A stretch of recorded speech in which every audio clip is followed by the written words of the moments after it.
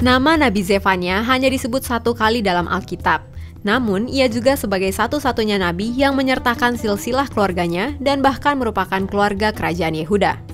Nama Zefanya dalam bahasa Ibrani disebut Zafanya, yang memiliki arti Tuhan tersembunyi atau terselubung dari Tuhan. Mengingatkan orang tentang kondisi ketika suara kenabian ditindas, yakni tatkala nabi harus disembunyikan supaya ia selamat.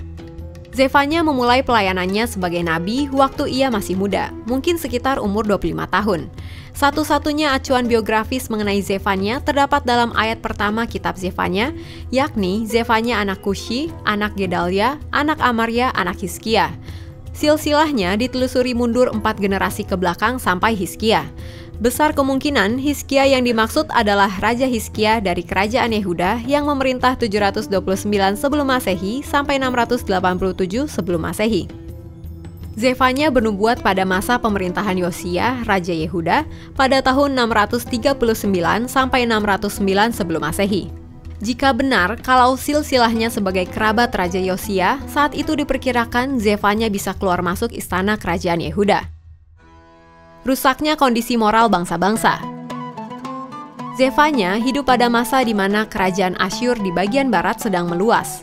Di bawah dua raja Yehuda sebelumnya, Amon dan Manasye dari Yehuda, kultus dewa-dewa lain, terutama Baal dan Astarte, telah berkembang di Yerusalem yang membawa serta unsur-unsur budaya dan moral yang menyimpang.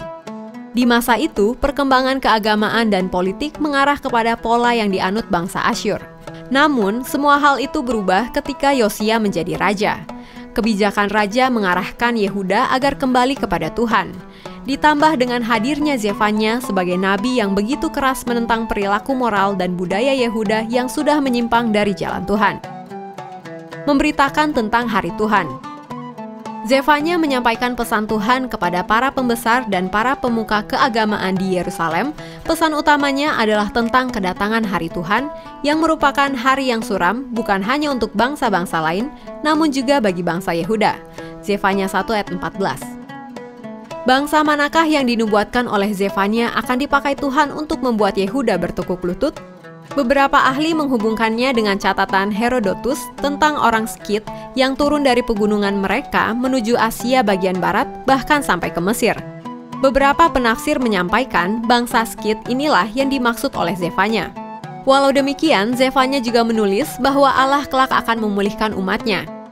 Ketika itu, Yehuda akan menyanyikan pujian kepada Allah mereka yang adil yang tinggal di antara mereka. Penghukuman terhadap bangsa-bangsa. Dalam kitab Zefanya, disebutkan bangsa-bangsa yang mewakili semua bangsa di dunia. Orang Filistia mewakili bangsa yang di sebelah barat, orang Moab dan Amon mewakili bangsa yang di sebelah timur, Zefanya 2 ayat 8-10, orang Ethiopia yang di sebelah selatan, Zefanya 2 ayat 11-12, dan orang Asyur yang di sebelah utara, Zefanya 2 ayat 13-15. Bangsa pertama yang disebutkan akan dihukum adalah Filistia. Ada 4 kota yang disebut, Gaza, Askelon, Asdod, dan Ekron. Janji Tuhan adalah Yehuda akan kembali memiliki daerah tanah perjanjian tersebut dan mengembalakan domba di sana. Zefanya 2 ayat 6. Berikutnya, hukuman terhadap Moab dan Amon yang adalah musuh Israel yang tinggal di batas di sebelah timur. Tuhan berkata bahwa Moab dan Amon akan menjadi seperti Sodom dan Gomora. Zefanya 2 ayat 9. Lalu mengenai bangsa Ethiopia yang daerahnya berada di sebelah selatan Mesir yang sekarang diduduki bangsa modern Ethiopia dan Yaman. Karena perlawanan mereka terhadap Israel, mereka akan tertikam oleh pedang Tuhan.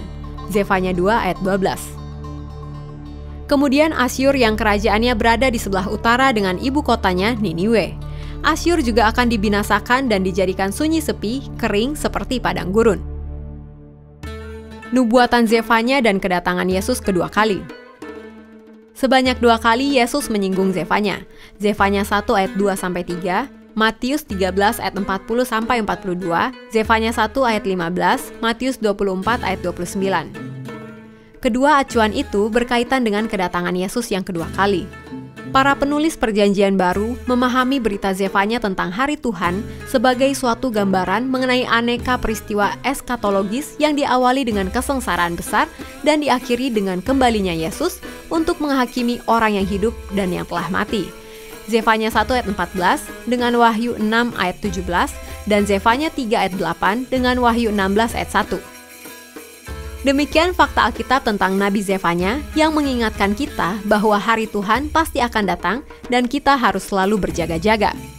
Bagi Anda yang ingin memberkati orang lain, Anda bisa mewujudkannya dengan cara mendukung JC Channel untuk terus bisa memberitakan kabar baik di Indonesia dengan berdonasi melalui link ini. Nantikan episode Fakta Alkitab selanjutnya. God bless you!